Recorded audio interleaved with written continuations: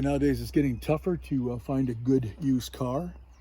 Anything that usually has a decent price has like 500,000 miles on it or something crazy. If you happen to be looking for something for back and forth to work or for the kids to drive to school, you might want to look at a Pontiac Vibe. The thing about this one's got 220 on it. It's like a 06. But the thing about this is actually a Toyota Matrix. They come with a 1.8 or a 2.4 motor.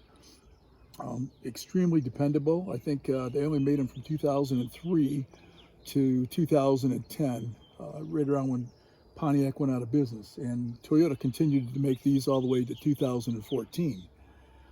So they're a very good car. It's actually basically the same motors they would have in any other Toyota, but they're extremely dependable, fairly inexpensive because people won't buy a Pontiac because they figured they went out of business. But what you're actually purchasing for a decent price is a Toyota product. Now, if you pop the hood on this, you can see in fact, you would actually think it's a Toyota. I mean, you can't really tell the difference. The thing is, they're very easy to work on. It actually comes with a 1.8 or 2.4. The plugs are easy to get at. They're super dependable. A lot of these have 300,000 to 400,000 miles on them. Air cleaner's easy to get at, battery's easy to get at, so they should be fairly simple to maintain. This car has 220,000 on it. And typical Toyota quality, everything seems tight, all the windows work, and you can neglect them and you can have problems with them just like any car, but for whatever reason they seem to be well engineered, and that's why they seem to bring the top price. They don't rattle. There's not a lot of problems with them going down the road. And this one's got 220 and it runs like a car that has 60 or 70 on it. Going to the trunk, it's got plenty of space for hauling luggage and stuff like that. Considering it's a compact car, this is something that's actually going to get really good gas mileage.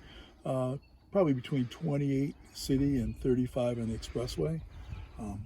But it still has a lot of cargo space back here if you got to haul stuff.